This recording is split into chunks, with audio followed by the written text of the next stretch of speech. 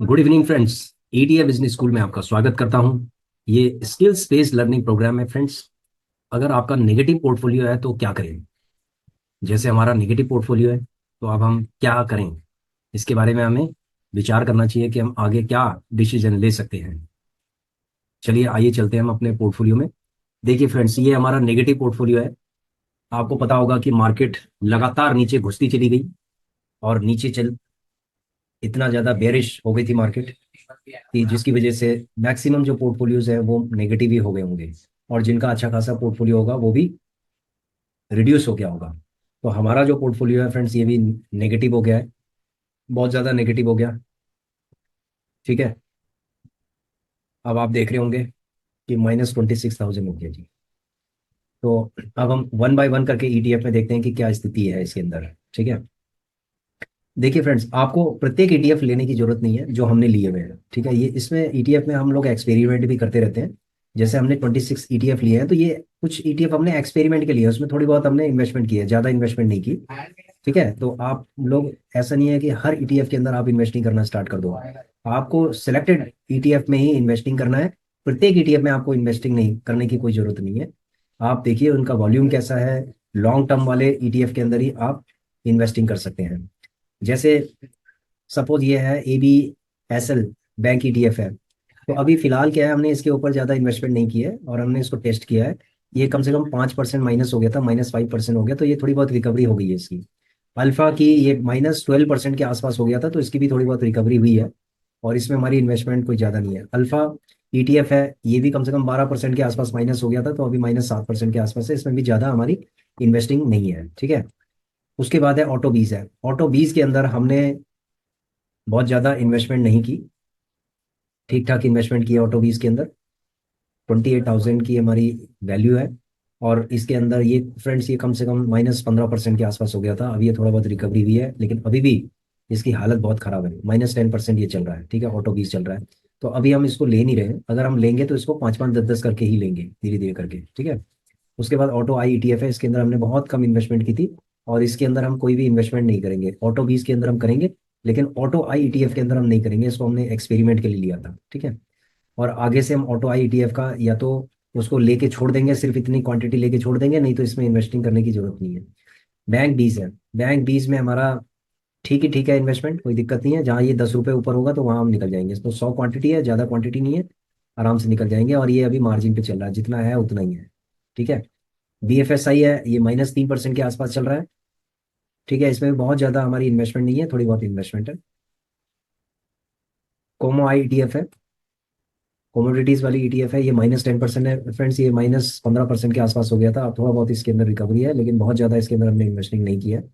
Consume बीज है, consume बीज के अंदर हमने थोड़ा बहुत इन्वेस्टिंग किया है, बहुत ज़्यादा नहीं किया, ठीक ठाक किया। ये भी कम से कम 13.5% या 14% के आसपास माइनस हो गया था, लेकिन कुछ रिकवरी है। तो अभी कुछ रिकवरी बनी है, लेकिन उस हिसाब की रिकवरी नहीं है जैसे होनी चाहिए थी। तो अभी हम क्या है, कंप्लीटली सेफ जोन में नहीं है। अभी मान लीजिए मार्केट नीचे के अंदर नीचे, अभी नीचे चली जाती है, तो ये सीधे 12-12, 15% माइनस हो जाएंगे। ETF है, ETF CPSE ETF है। CPSE ETF -6% है, ये -8% के आसपास हो गया था। ये थोड़ी बहुत इसमें रिकवरी है, बहुत ज़्यादा रिकवरी नहीं है, इसमें हम थोड़ा थोड़ा करके इन्वेस्टिंग कर सकते हैं। ठीक है, ये बहुत ही स्ट्रांग है, तो इसको कर सकते हैं हम CPSE के अंदर। सिमिलरली डिवॉप भी इसके अंदर भी हम थोड़ा थोड़ा करके कर सकते हैं। FMCG ETF है, ये -11% चल रहा है। इसके अंदर हमने इन्वेस्टिंग की है, थोड़ा बहुत की है, तो इसके अंदर हम थोड़ा थोड़ा करके करेंगे, ज़्यादा नहीं करेंगे इसमें। गोल्ड बीस फ्रेंड्स आज हमने निकाल दिया है, थोड़ी बहुत जो भी प्रॉफिट मिला उसमें निकाल दिया हमने। HDFC 500 है, इसके अंदर भी -6% के आसपास है, और इसमें बहुत ज़्यादा इन्वेस्टिंग नहीं है। ICICI B22 है, इसके अंदर हमारी बहुत ज़्यादा इन्वेस्टमेंट नहीं है, लेकिन ये ठीक ठीक है। और जब ये नीचे गिरता है तो हम थोड़ा थोड़ा करके इसमें बाई करेंगे। Quality 30 IETF है, इसके अंदर हमारी बहुत ज़्यादा कम इन्वेस्टमेंट है, और ये -12% के आसपास हो गया था, थोड़ी बहुत रिकवरी है। इंफ्रा 20 के अंदर फ्रेंड्स, ये -10% के आसपास हो गया था, अभी थोड़ी बहुत रिकवरी है, और इसमें हमारा माइनस दिखा रहा है। ठीक है, ये थोड़ा ज़्यादा है हमारे हिसाब से। जैसे CPSC के अंदर दिखा रहा है -2,000 के आसपास, इसमें 5,000 के आसपास माइनस है, जो हमारे लिए काफ़ी चिंता का विषय है कि इंफ्रा 20 के अंदर इतना ज़्यादा नेगेटिव कैसे हो गया। उसके बाद है इंफ्रा IETF है, -942 है, ये भी 6% के आसपास है, दोनों बराबर है। अगली बार से हम इंफ्रा IETF नहीं लेंगे, क्योंकि ये छोटा सा वो है ठीक है, इसका जो वॉल्यूम है वो देखेंगे कि अगर इसका वॉल्यूम बनेगा तो हम लेंगे, नहीं तो इसको नहीं लेंगे। इंफ्रा बीस को हम लेंगे, लेकिन इंफ्रा आईटीएफ की जरूरत नहीं है लेने की, एक ही बात है। जूनियर बीस है, जूनियर बीस के अंदर हम हमारा माइनस दिखा रहा है, लेकिन बहुत ज़्यादा हमने इसमें बहुत ज़्यादा इन्वेस्टिंग नहीं किया है, ठीक ठाक इन्वेस्टमेंट किया है। -6% के आसपास है, ये 10% माइनस हो गया था जूनियर बीस। तो इंफ्रा बीस और जूनियर बीस है ना, इसमें हमारा माइनस है। ठीक है, उसके बाद है निफ्टी बीस के अंदर भी हमारा माइनस दिखा रहा है। ठीक है, निफ्टी बीस के अंदर माइनस दिखा रहा है, -3% के आसपास है। ऐसे ही मोन आई 500 इसमें -6% है। उसके बाद निफ 100 बीस है, इसमें -4.646% है। फार्मा बीस के अंदर -4% के आसपास है। पीएसयू बैंक बीस में -1% के आसपास है। ठीक है फ्रेंड्स, ये थोड़ा बहुत बढ़ गया था मार्केट में, लेकिन मार्केट नीचे पता नहीं, पीएसयू बैंक बीस का थोड़ा नीचे गिर गया। ठीक है, बड़ा था नीचे गिर गया। टीएनआई डी ईटीएफ है, ये हमने निकाल दिया। ठीक है, ये हमने निकाल दिया था थोड़ा बहुत प्रॉफिट लेके। तो अभी जो थोड़े बहुत प्रॉफिट दिए थे एक दो, वो हमने निकाल दिए इसमें से। ठीक है फ्रेंड्स, तो अभी हमारा ये लगा लो कि सेफ एज ए ईटीएफ, ये सेफ जोन में अभी नहीं है। अभी हमें होल्ड करना है इसको, और आराम से इसको चलने दो, हम इसको होल्ड ही करेंगे। ठीक है फ्रेंड्स, तो अभी हमारा जो माइनस पोर्टफोलियो है दिखा रहा है ये, इसको देख के अच्छा नहीं लग रहा कि ये माइनस है, इसकी जगह पे ग्रीन होना चाहिए था। लेकिन मार्केट नीचे की तरफ गिर गई है, तो अब हम क्या कर सकते हैं, हमारे हाथ में कुछ नहीं है। मार्केट तो हमारे हाथ में है नहीं, लेकिन हमारे हाथ में स्ट्रैटेजी है। ठीक है, हम स्ट्रैटेजी को फॉलो करते हुए चलेंगे, तो वो बताते हैं अभी हम कि कौन सी स्ट्रैटेजी मैं फॉलो करूंगा इसको ग्रीन करने के लिए। अब चलते हैं हम दूसरे पोर्टफोलियो के अंदर। तो फ्रेंड्स, इसके अंदर भी हम लोग ट्रेडिंग कर रहे हैं और इसके अंदर भी ट्रेडिंग कर रहे हैं। ठीक है, अब चलते हैं हम इसके अंदर। देखो, ये भी फ्रेंड्स हमारा -4 पॉइंट, सॉरी -2.76, यानी 3% माइनस है ये। ठीक है, ये वाला पोर्टफोलियो भी 3% है, और ये भी लगभग 3%, 3.5% के आसपास है। तो 3-3.5% के आसपास हमारा पोर्टफोलियो अभी माइनस चल रहा है, जो कि कम से कम 6% के आसपास माइनस हो गया था। तो 50% तो कम से कम रिकवरी है। ठीक है, ये तो मानना पड़ेगा कि 50% थोड़ी बहुत रिकवरी भी है, लेकिन अभी हम सेफ जोन में नहीं है। अभी थोड़ा बहुत मार्केट और अगर ऊपर की तरफ आती है, एक ब्रेकआउट थोड़ा सा हो जाता है, तो उसके बाद हम थोड़ा लगेगा कि हम सेफ जोन की तरफ जा रहे हैं। ठीक है, तो हमारा अभी देखिए, A B S L P S C है, -6% के आसपास है। अल्फा -1% के आसपास है, इसमें ज़्यादा इन्वेस्टमेंट नहीं है। ऑटो बीस के अंदर भी ज़्यादा हमने इन्वेस्टमेंट नहीं किया इसके अंदर। सीपीएससी के अंदर भी हमने ज़्यादा इन्वेस्टमेंट नहीं किया इसके अंदर। ठीक ठाक इन्वेस्टमेंट है, लेकिन इस पोर्टफोलियो के हिसाब से ज़्यादा है, अच्छी इन्वेस्टमेंट है। ठीक है, -3% के आसपास है। डेवॉप बीस में 2.5% के आसपास चल रहा है ये। और उसके बाद है ईवी इंडिया, इसके अंदर -7, ये तो 12% हो गया था, -7% थोड़ी बहुत रिकवरी है। F M C G I T F है, ये भी -10% के आसपास हो गया, तो थोड़ी रिकवरी है। गोल्ड बीज फ्रेंड, जो हमने 2-3 दिन पहले लिया था, गोल्ड बीज हमने निकाल दिया, थोड़ा बहुत बड़ा हमने इसको निकाल दिया। तो अभी बताते हैं आपको कि जब हम रिकॉर्ड कर रहे होंगे ना, तो आपको दिखा देंगे कि ये जो गोल्ड बीज है जब हमने निकाला तो कहाँ पर रिकॉर्ड किया हमने। H D F C B S C 500 है, ये -3% है। हेल्दी -4% के आसपास है। आईसीसी भी 22.5% के आसपास है। आई टी बीज हमारा 3%, ये 5% हो गया था, लेकिन ये 3%, 2% माइनस हो गया। मोन आई टी 500 है, ये 1 पॉइंट समथिंग परसेंटेज है, इसमें तो बहुत कम इन्वेस्टिंग है। निफ्टी बीस हमारा 16, सॉरी -1.5% के आसपास माइनस चल रहा है। ठीक है, तो इसमें हम इन्वेस्टिंग कर सकते हैं। निफ्टी क्वालिटी तो हमने सिर्फ टेस्टिंग के लिए लिया था। ठीक है, तो अभी हम देख रहे हैं इसके अंदर कि कौन कौन से नेगेटिव हैं। ठीक है, और कौन कौन से पॉजिटिव हैं। तो पॉजिटिव वाले हैं उसमें हमने बहुत ज़्यादा इन्वेस्टिंग नहीं किया, और जो नेगेटिव वाले हैं उसके अंदर भी हमने बहुत ज़्यादा नहीं किया, ठीक ठाक हमने इन्वेस्टिंग किया है। सीपीएससी के अंदर अच्छी खासी इन्वेस्टिंग है पोर्टफोलियो के हिसाब से। ठीक है, उसके बाद है आईसीसी B22 में, ठीक ठाक इन्वेस्टमेंट है। निफ्टी बीस के अंदर इन्वेस्टिंग है, बहुत ज़्यादा नहीं है। तो फ्रेंड्स, ये हमारा सेकंड वाला पोर्टफोलियो है। इसके अंदर हमने गोल्ड बीस को सेल कर दिया था। ठीक है, और यहाँ से हमने गोल्ड बीस को सेल किया, और TNID ETF को सेल किया, यानी कि 3 हमने सेल किया है। तो आइए चलते हैं, हम इनका रिकॉर्ड पहले चेक करते हैं, इनका रिकॉर्ड कर लेते हैं। तो फ्रेंड्स, ऐसा है, नेगेटिव पोर्टफोलियो है, फिर भी हम इसके अंदर प्रॉफिट बनाने की कोशिश कर रहे हैं। देखिए, 43 तक थे लास्ट वीडियो में, आप देखेंगे 43 थे, 44, 45, 46, यानी 3 एंट्रीज। और हमें इसको एंट्रीज को बढ़ाते जाना है। ठीक है, अभी हमारी 3 और एंट्रीज हो गई हैं, तो ऐसे करके हम इसको बढ़ाते जाएंगे। ठीक है फ्रेंड्स, क्योंकि एंट्रीज आप जितनी बढ़ाओगे, आपको अच्छा लगेगा कि भाई हमारी एंट्री बढ़ रही है प्रॉफिट की, चाहे मैं कहता हूँ 100 रुपये की बढ़ रही हो, लेकिन कम से कम प्रॉफिट तो हो रहा है आपको।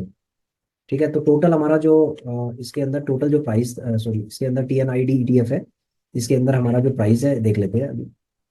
इसके अंदर चलते हैं पोजीशन में। ये देखिए फ्रेंड्स, हमने गोल्ड बीज और TNID ETF हमने दोनों को सेल कर दिया था। और अगर हम होल्डिंग के अंदर चले तो यहाँ से पता चलता है। देखिए गोल्ड बीज हमारा 63 रुपये 85 पैसे पे हमने लिया था। 63 रुपये 85 पैसे पे लिया था, और ये 97 रुपये 14 पैसे पे है, तो देख लेते हैं। देखो ये 97 रुपये 14 पैसे पे है TNID ETF, और हमारा जो गोल्ड है वो है 63 रुपये 85 पैसे। देख लेते हैं एक बार। 63 रुपये 85 पैसे, ठीक है। ये तो हमने बाय कर लिया है। अब उसके बाद सेल वाला दिखाते हैं आपको पोजीशन के अंदर। सेल में हमने जो एवरेज सेल का है 64 रुपये 35 पैसे और 98 रुपये, ठीक है। यहाँ देख लेते हैं, 98 है ना ये। सेल प्राइस इसका 98 है, TNID ETF है। और इसका हमारे गोल्ड का है 64 रुपये 35 पैसे, ठीक है फ्रेंड्स। और क्वांटिटी हमारी सेम है, ठीक है। डेट हम लिख लेते हैं 29/11/2024। 29/11/2024। लगभग DP चार्जेस लगभग हम इतना ही लगा लेते हैं। ब्रोकरेज जीरो है, ठीक है। उसके बाद है क्वांटिटी कितनी है, क्वांटिटी सेम है। ये 541 क्वांटिटी, और ये कितनी क्वांटिटी है, 678, ठीक है। उसके बाद है RSI कितने का रहा होगा, लगभग 50 के आसपास होगा भी हमने। और जो अमाउंट है वो कितना होगा अभी कैलकुलेट कर लेते हैं एक बार, कंट्रोल D करके। ठीक है फ्रेंड्स, ये हमने कंट्रोल D करके ऑटोमेटिक आ गया। उसके बाद हम प्रॉफिट का देख लेते हैं। तो फ्रेंड्स अभी देखो इसके अंदर जो प्रॉफिट आ रहा है वो आ रहा है 752 रुपये का प्रॉफिट आ रहा है। अब आप कहेंगे कि यार ये तो बहुत ही कम छोटा प्रॉफिट है, और इस प्रॉफिट को क्या करेंगे लेके। देखिए फ्रेंड्स, प्रॉफिट चाहे छोटा छोटा है, ठीक है, लेकिन हमें अपने कैश फ्लो को भी मेंटेन करना है। कैश फ्लो मतलब हमें क्या है कि आगे के लिए भी हमारे पास फंड होना चाहिए थोड़ा बहुत, कि हम फंड हमारे पास होना चाहिए। तो जो प्रॉफिट में आते जाएंगे उनको सेल करो, और जो लग रहा है कि प्रॉफिट में आने वाले हैं उन पे लगाओ, ठीक है। तो हमने इस तरीके की स्ट्रैटेजी हमने फॉलो की है। नेगेटिव पोर्टफोलियो में ऐसी स्ट्रैटेजी हमें फॉलो करनी पड़ती है। अब उसके बाद सेल प्राइस कितना इसका है, 64, जस्ट ए सेकेंड, यहाँ चलते हैं। 64.30 है फ्रेंड्स, इसका नेट एवरेज प्राइस 64.30 है। तो मैं इसको एंट्री कर लेता हूँ 64.30 में। सेल प्राइस ये अगर मैं देखूँ तो इसका DP चार्जेस सेम 16 रुपये के आसपास ही होगा, ये जीरो हो गया। और क्वांटिटी 2000 की क्वांटिटी है, सेम क्वांटिटी है 2000 की, जितनी ली थी उतनी। RSI 50 के आसपास ही होगा। और अब इसका जो टोटल अमाउंट है वो कितना होगा, उसके बाद है प्रॉफिट कितना होगा। तो फ्रेंड्स आपको ये दिख रहा होगा प्रॉफिट, तो 1 2 3 है, ठीक है, 3 है। तो फ्रेंड्स आज हमारा 2911 रुपये 26 पैसे का प्रॉफिट हुआ है। 2911 रुपये। अब आपको लग रहा होगा कि अब तो थोड़ा सा अच्छा अमाउंट है कि 2911। तो फ्रेंड्स हमने सोच समझ के इसको एग्जिट किया, हमने 3 आज एग्जिट किए, जिसमें 3000 के आसपास हमारी बुकिंग हो गई है, ठीक है। तो इसको भी ग्रीन कर देते हैं।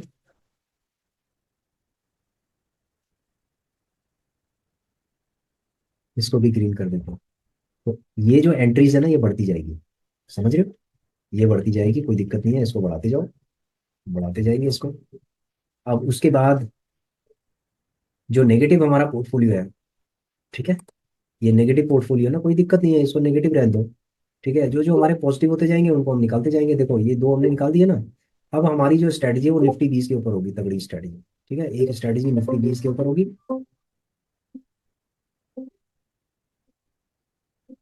जस्ट एक सेकेंड।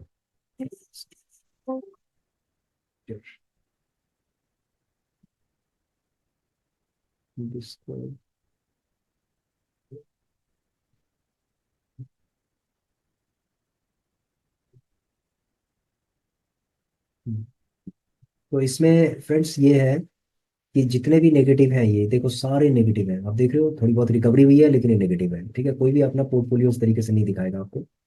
जो जो हम, क्योंकि हमने देखो ये पूरा जो चैनल है ना, ये हमने लर्निंग के लिए किया है, ठीक है। और इसके अंदर जो प्रॉफिट की जो एंट्रीज हो रही है ना, ये हो रही है आपके सामने एंट्रीज हो रही है, बिल्कुल ट्रांसपेरेंटली हो रही है, नहीं हो रही, हो रही है ना। और नेगेटिव भी है, क्योंकि देखो होता क्या है कि बहुत सारे ये सोचते हैं कि ETF के अंदर पैसा बनता ही नहीं है, ठीक है। वो लोग होल्ड करके रखते हैं, और ठीक है, अच्छी बात है, वो होल्ड करके रखे, लंबे टाइम के लिए वो इन्वेस्टिंग करें, एक अच्छी बात है।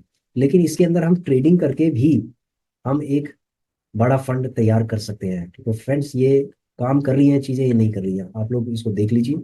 ये देखिए, बिल्कुल काम कर रही हैं चीज़ें। ठीक है, लेकिन देखो, शेयर मार्केट से पैसा कमाना इतना आसान नहीं है जैसा आप सोच रहे हो कि लगाया और हो गया। इसके लिए आपको होल्ड करना पड़ेगा और पेशेंस के साथ आपको इसमें ठहरना पड़ेगा। अब देखो यहाँ पर हमारा ये कम से कम ये जो -26 है ना, ये -50, -65 भी हो गया था ये। ठीक है, ये -65 भी हो गया था, लेकिन ये -26 तक आ गया है। तो कोई दिक्कत नहीं है, -65 हो गया था, -65 से कवर हो गया ना लगभग, मतलब 50% कवर हो गया। ठीक है, उसके बाद अभी ये सेफ जोन में नहीं है, वो भी हमें पता है कि ये सेफ जोन में नहीं है। हो सकता है कि 10-20 हज़ार रुपये ये और माइनस हो जाए। ठीक है, और नीचे गिर जाए, हो सकता है 40 तक, -40 तक भी दिखाए, कुछ समय तक 40 तक रहे। और हो सकता है कि ये जल्दी से रिकवरी कर जाए। तो दोनों ऑप्शन हो सकते हैं अभी। तो हमने दोनों ऑप्शंस के लिए हम तैयार हैं। तो नेगेटिव पोर्टफोलियो में हमेशा दोनों तरीके से तैयार रहना पड़ता है कि और नेगेटिव जाए तो हम कौन कौन से ईटीएफ के अंदर हम इन्वेस्टिंग कर सकते हैं। देखिए फ्रेंड्स, बैंक 20 पे हम इन्वेस्टिंग नहीं करेंगे क्योंकि ये लेवल पे है अभी। ठीक है, ये अगर ब्रेकआउट करेगा तो हम वही 1000 रुपये के आसपास निकाल देंगे। उसके बाद ऑटो बीज को हम अभी होल्ड करेंगे, और इसके अंदर और हम इन्वेस्टिंग कर सकते हैं ऑटो बीज के ऊपर। ठीक है, क्योंकि -10 पॉइंट समथिंग परसेंटेज है, तो इसको लॉन्ग टर्म के लिए होल्ड करेंगे, मतलब इसको कम से कम 3 महीने तक तो हमें होल्ड करना पड़ेगा। ये 3 महीने में ही आपकी रिकवरी दिखाएगा फ्रेंड्स, ये उससे पहले बहुत मुश्किल मुझे लगता है, अगर कोई चमत्कार हो जाए तो हो सकता है ऑटो बीज के अंदर। लेकिन ये मुझे ऐसा लगता है कि ये लगभग 3 महीने का टाइम ही ले सकता है। ठीक है, इसलिए इसके अंदर थोड़ी थोड़ी इन्वेस्टिंग करें, 2-2, 5-5% की। उसके बाद बैंक बीज है, बैंक बीज में कोई जरूरत नहीं है। बीएफएसआई में फ्रेंड्स इसके अंदर भी थोड़ा थोड़ा हम कर सकते हैं। ठीक है, वैसे इसमें जरूरत नहीं है। सीपीएससी के अंदर इसमें इन्वेस्टिंग करने का बिल्कुल प्लान है। सीपीएससी हो गया, डिवॉप बीज हो गया, इन्हीं में से हम इन्वेस्टिंग करेंगे। जैसे सीपीएससी, डिवॉप बीज हो गया, जरूरत पड़ेगी तो सिल्वर बीज हो गया, गोल्ड बीज हो गया। ठीक है, जूनियर बीज और इंफ्रा बीज के ऊपर अभी हम इन्वेस्टिंग नहीं करेंगे, अभी थोड़ा थोड़ा करके करेंगे, लेकिन ऐसे नहीं करेंगे अभी हम। उसके बाद है पीएसयू बैंक भी, इसके ऊपर नहीं करेंगे, ये अपना कंसोलिडेशन में चल रहा है, देखते हैं कभी ब्रेकआउट अगर कर गया तो इसमें से थोड़ा बहुत ले लेंगे हम। और फार्मा बीज है, फार्मा बीज भी अपना चल ही रहा है। ठीक है, फिर हो गया निफ्टी बीज, तो हमारे कौन से हो गए? निफ्टी बीज, ICICI B22, गोल्ड बीज, सिल्वर बीज, सीपीएससी, ईटीएफ एंड डेवॉप बीज। इन ईटीएफ के ऊपर ही हमें हमारी नजर है कि इसी में हम कुछ इन्वेस्टिंग करके कुछ थोड़ा बहुत प्रॉफिट हम निकाल सकते हैं, बाकी को हमें अभी होल्ड करना पड़ेगा। तो अभी एक प्रिंसिपल है, होल्ड इज गोल्ड, उस प्रिंसिपल को हम फॉलो कर रहे हैं। ठीक है फ्रेंड्स, तो ये वाले जो हमारा डीमेट अकाउंट है, ये सारा मैंने आपको दिखा दिया पोर्टफोलियो। ठीक है, उसके बाद जो दूसरा पोर्टफोलियो है वो भी आपको दिखा देता हूँ। देखिए फ्रेंड्स, इसके अंदर भी माइनस है, -3% के आसपास है। और इस पोर्टफोलियो के अंदर भी स्थिति ठीक है, जो आपको बता दिया मैंने कि इन दोनों ईटीएफ को, दोनों डीमेट अकाउंट से 3 ईटीएफ हमने सेल किए हैं, जिसमें 3000 के आसपास हमने बुकिंग कर दी है। ठीक है, तो ऐसी बुकिंग हम धीरे धीरे करके करते रहेंगे। तो नेगेटिव पोर्टफोलियो को पॉजिटिव कैसे करना है? धीरे धीरे करके, धीरे धीरे करके आपको होल्ड इज गोल्ड। अगर होल्ड कर सकते हो तो आप इस स्टॉक मार्केट के अंदर सर्वाइव कर लोगे, और अगर आप होल्ड नहीं कर सकते हो तो आप, ये मार्केट आपको भगा देगी। समझ गए फ्रेंड्स? ये बिल्कुल भगा देगी आपको, क्योंकि आप क्या करेंगे, या तो लॉन्ग टर्म के लिए उसको डाल के रखेंगे तो ठीक है, और बार बार अगर आप इसको देखोगे तो आपकी जो साइकोलॉजी है वो चेंज हो जाएगी और आप नेगेटिव में निकाल सकते हो उसको। तो इसीलिए इसको होल्ड करके रखना चाहिए और शांति से बैठे रहो। तो दोनों दोनों डीमेट अकाउंट के अंदर शांति से हम बैठे हुए हैं, कोई दिक्कत नहीं है, और प्रॉफिट भी बन रहा है। ठीक है, अब हम चलते हैं इसके अंदर। देखिए फ्रेंड्स, अभी ये अपडेट नहीं हुआ है, तो आज का जैसे 2000 रुपये के आसपास है, तो ये अपडेट हो जाएगा इसके अंदर। ठीक है, सिमिलरली अगर मैं आपको एक चीज बताऊं, यदि आप इंटरेस्टेड हो देखने के लिए, रिवॉर्ड एंड प्रेफरेंस फंड का अलग और रिपोर्ट का, PNL, अगर मैं आपको PNL दिखाऊं, 1 साल पहले का,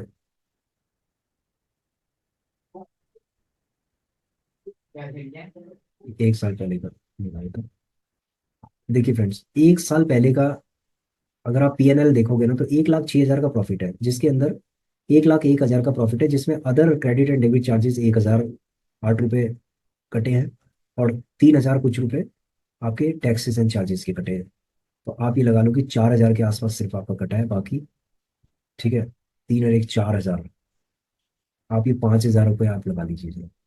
तो 1 लाख रुपए के आसपास आपका इसके अंदर प्रॉफिट बना है। ठीक है फ्रेंड्स, आपका 1 लाख के आसपास प्रॉफिट बना है। और ये जो 26,000 रुपये ये अनरियलाइज दिखा रहा है, जो आपके ये वाला दिखा रहा है, ये वाला दिखा रहा है। ठीक है, इसमें चेंज होगा, अभी होल्ड किया हुआ हमने।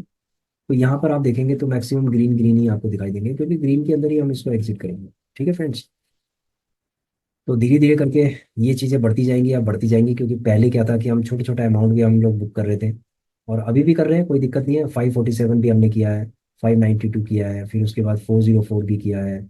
ऐसे करके छोटा बड़ा अमाउंट चलता रहेगा। तो ये दोनों डीमेट अकाउंट के अंदर चलता रहेगा, इसके अंदर भी चलेगा, उसके अंदर भी चलेगा।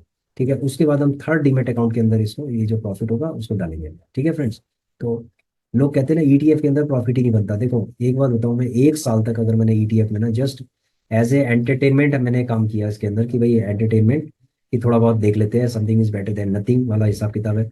लेकिन ईटीएफ ने इतना तगड़ा मुझे सपोर्ट दिया है, इसने इतना सपोर्ट दिया है, इसने लॉस नहीं किया मेरा। मार्केट के अंदर ना लोग रोते रहते हैं कि आज मेरा इसमें लॉस हो गया, आज उसमें हो गया, आज इसमें नेगेटिव हो गया, ये फलाना हो गया। ठीक है, ईटीएफ ने देखो आपको सिर्फ प्रॉफिट ही दिया है, बस आपको पेशेंस के साथ काम करना पड़ेगा। तो आगे भी हम ऐसे पेशेंस के साथ काम करते हैं।